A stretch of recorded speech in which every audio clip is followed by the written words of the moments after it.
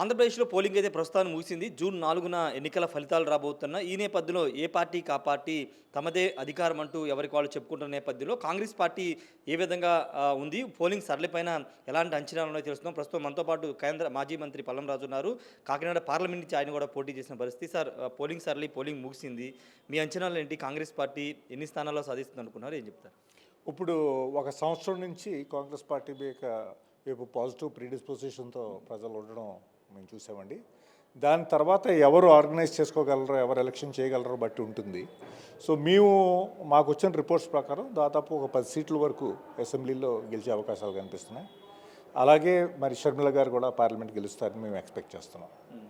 అంటే మెయిన్‌గా షర్మిల గారి కడప పార్లమెంట్ మీద ఎక్కువ ఫోకస్ పెట్టినట్టు కనబడుతుంది. ఆమె గెలిచే అవకాశాలు ఎంతవరకు ఉన్నాయనుకుంటున్నారు? తప్పకుండా గెలుస్తారనే అభిప్రాయంలో మేము ఉన్నాం. అదే ఎక్స్పెక్ట్ చేస్తున్నామండి.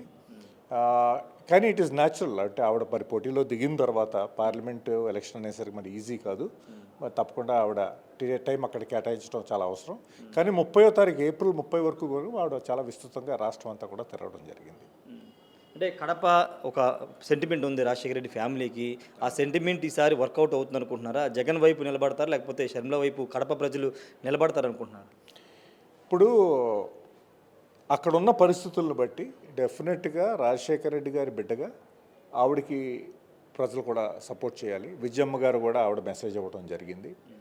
ఉన్న పరిస్థితుల్లో మరి అవినాష్ రెడ్డి ఒక నిందితుడిగా కూడా ఉన్నాడు. ప్లస్ ఏంటంటే రాష్ట్రం అంతా కూడా యాంటీ ఎస్టాబ్లిష్మెంట్ ఫ్యాక్టర్ కూడా ఉంది వైసీపీకి వ్యతిరేకంగా. ఇటువంటి పరిస్థితుల్లో తప్పకుండా షర్మిల గారు is a more attractive proposition to the people of Kadapa. ఆవిడ ఓటేస్తుంటారని నేను ఎక్స్పెక్ట్ చేస్తున్నాను. అంటే మీరు కాకినాడ పార్లమెంట్ పోటీ చేశారు. మీకు ఎంతవరకు అవకాశం ఉన్నాయి? పోలింగ్ సరళి మీరు చూస్తుంటారు. కాంగ్రెస్ పార్టీకి ప్రజలు ఏ స్థాయిలో మద్దతు ఇచ్చారు? చాలా బ్రహ్మాండంగా స్వాగతం పలికారండి. నేను ఊహించలేదు, ఎందుకంటే 10 ఏళ్ళ తర్వాత నేను పోటీలోకి దిగాను. అయితే నేను చేసిన మంచి పనులు చాలా చోట్ల గుర్తు తెచ్చుకున్నారు. మీరు చాలా మంచి చేశారన్నారు. చాలా బాగా మాతో టచ్లో ఉన్నారు అనేది కూడా చెప్పడం జరిగింది. కాంగ్రెస్ పార్టీ వైపు కూడా సుముఖంగానే ఉన్నారు. కానీ నేను నోటీస్ చేసింది ఏంటంటే రెండు రాష్ట్ర ఎలక్షను కేంద్ర ఎలక్షను కూడా కలిసి రావడం వల్ల ఫోకస్ అంతా కూడా రాష్ట్ర ఎలక్షన్ మీద మెయిన్గా కనిపించింది. ప్లస్ కాంగ్రెస్ పార్టీ వీక్నెస్ ఏమిటంటే మేము డబ్బులు ఇవ్వలేకపోవడం. మిగతా రెండు పార్టీలు కూడా డబ్బులు ఇవ్వడం మాకు చూసాం. అయితే ఇటువంటి పరిస్థితుల్లో మన ప్రజలు ఎలా ఓటేశారో నేను చెప్పలేను. స్వాగతం చాలా బాగా పలికారు, బాగా రిసీవ్ చేసుకున్నారు, బాగా పాజిటివ్గా ఎక్స్పెక్ట్ చేశారు.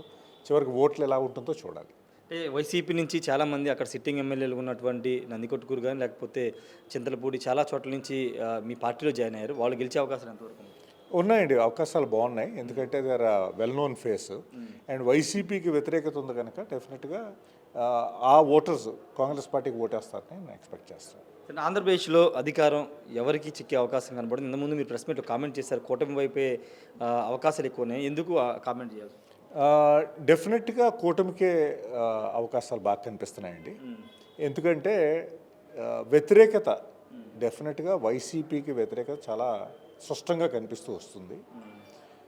కానీ చంద్రబాబు గారు బలోపేతం అవుతున్న టైంలో ఆయన అరెస్ట్ చేయడం జరిగింది. తర్వాత జనసేన చాలా యాక్టివేట్ అయ్యి పవన్ కళ్యాణ్ గారు ఆయనతో చేయటం వల్ల బలం డెఫినెట్గా పెరిగింది. There is no doubt about it. ఎప్పుడైతే బీజేపీతో చేయగలిపారో డెఫినెట్గా మళ్ళీ వీకెన్ అయింది. కానీ ఉన్న అసంతృప్తిని బట్టి, రాష్ట్రంలో ఉన్న అసంతృప్తిని బట్టి డెఫినెట్గా ఓటు వాళ్ళకే వెళ్ళుంటుందని నేను ఊహించుకుంటున్నాను. కూటమి మీద అధికారం అంటారు ఆంధ్రప్రదేశ్లో? కూటమికే అధికారానికి అవకాశాలు చాలా ఎక్కువగా కనిపిస్తున్నాయి. అంటే సార్ వైసీపీ వ్యతిరేకత లేకపోతే చంద్రబాబు కూటమి వస్తే ఏదైనా రాష్ట్రాన్ని మళ్ళీ గాడిలో పెట్టి ఒకటి వైసీపీ వ్యతిరేకత ఉందండి. ప్లస్ చంద్రబాబు గారి past track record as a good administrator అది కూడా హెల్ప్ చేసి ఉంటుందని నేను అనుకుంటున్నాను. సార్ ఇంకొక ముఖ్యమైన అంశం, ఇప్పుడు కేంద్రానికి సంబంధించి ఎన్డీఏ కూటమి కాంగ్రెస్ పార్టీ ఇండియా కూటమికి ఏర్పాటయ్యి దేశంలో చూస్తుంది. 4వ తారీఖు రిజల్ట్ రాబోతున్నాయి. ఎన్డీఏ కూడా గెలుపు మీద కొంత అనుమానం వ్యక్తం చేస్తుంది. గతంలో కంటే సీట్లు తగ్గుతాయి, అందుకే ఎన్డీఏ పాత పక్షాలను కూటమి పక్షాలందరినీ ఏకం చేసుకుని ఇప్పుడు కలిసి వెళ్తున్నారని చెప్తున్నారు. ఇండియా కూటమికి గెలుపు అవకాశాలు ఏ విధంగా ఉంటున్నారు దేశం? ఇండియా కూటమి గెలుపు అవకాశాలు చాలా బలమైనట్టు after every phase of election reinforce అవుతూ వచ్చిందండి. అయితే యాజ్ ఆఫ్ యెస్టర్డే మేము కాన్ఫిడెంట్గా ఉన్నాం.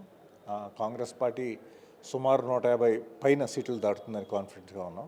కూటమితో కలిసేసరికి డెఫినెట్గా హాఫ్ ఏ మార్క్ క్రాస్ అవుతామనే కూడా కాన్ఫిడెన్స్ మాకు ఏర్పడుతుంది.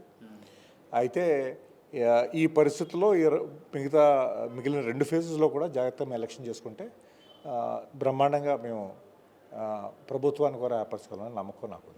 అంటే అలయన్స్లో పార్టీల్ని కలుపుకుని వెళ్ళలేకపోతున్నారు ఒక విమర్శలు తృణమూల కాంగ్రెస్ కానీ లేకపోతే మిగతాకు సంబంధించి కొన్ని ఇష్యూస్ ఉన్నాయి, వాటి ఇష్యూస్ని ఎలా విధంగా సార్ట్ అవుట్ అది ఓన్లీ తృణమూల్ కాంగ్రెస్తో ఆ ఇష్యూ వచ్చిందండి, మిగతా పార్టీలతో రాలేదు. ఎందుకంటే ఒక కూటమికి కూడా రాహుల్ గాంధీ గారు చేసిన యాత్ర తర్వాత అది కనిపించింది.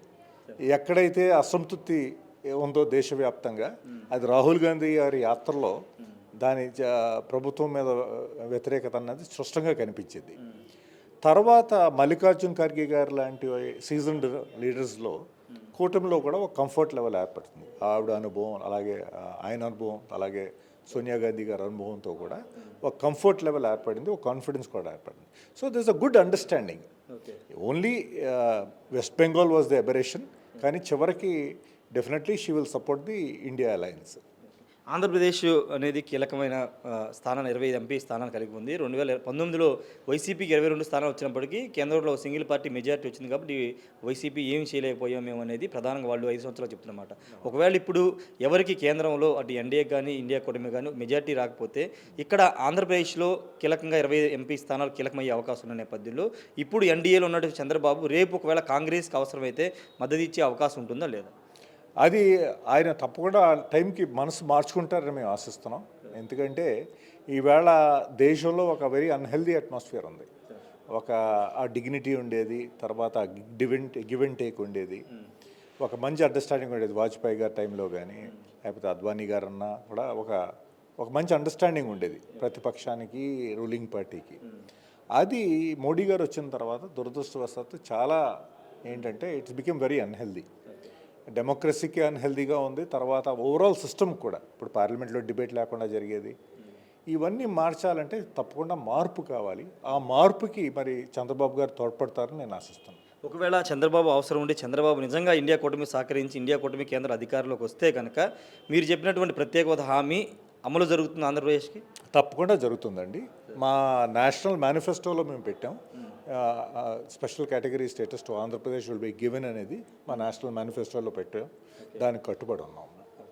ఫైనల్గా 10 ఏళ్ల తర్వాత మీరు పోటీ చేశారు. 10 ఏళ్ల ముందు వరకు ఉన్నటువంటి రాజకీయాలు కానీ ఎన్నికలు కానీ అప్పుడు ఎలా ఉన్నాయి? ఇప్పుడు 10 ఏళ్ల తర్వాత రాజకీయాలు ఎన్నికలు ఏ విధంగా ఉన్నాయి సార్? ఇప్పుడు నేను 2014 వరకు 6 లోక్సభల్లో పోటీ చేశానండి. 6 లోక్సభల్లో నేను మా ప్రాంతం గురించి చెప్తాను. తూర్పుగోదావరి జిల్లాల్లో ఎలక్షన్ ఖర్చు పెరిగింది కానీ ఎప్పుడూ ఓటర్కి డబ్బులు ఇచ్చే పరిస్థితి లేదు.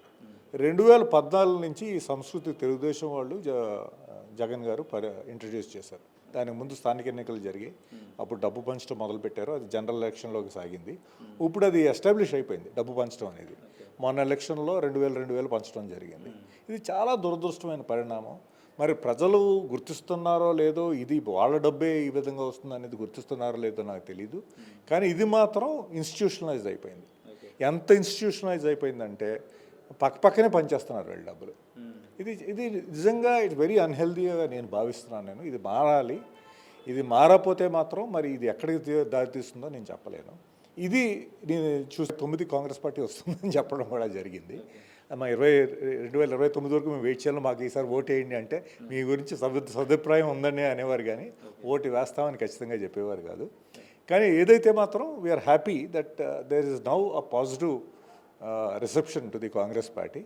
ఈ బలంతో తప్పకుండా మేము 2029కి తప్పకుండా రాష్ట్రంలో ప్రభుత్వం ఏర్పరచగలమనే నమ్మకం మాకుందండి. Okay, thank you so much sir. మొత్తంగా ప్రస్తుతం అయితే 2024 ప్రజల నుంచి మంచి స్పందన వచ్చింది. 2029లో ఖచ్చితంగా ఆంధ్రప్రదేశ్లో కాంగ్రెస్ పార్టీ ప్రభుత్వాన్ని స్థాపిస్తుందని పల్లవరాజు చెప్తున్నారు.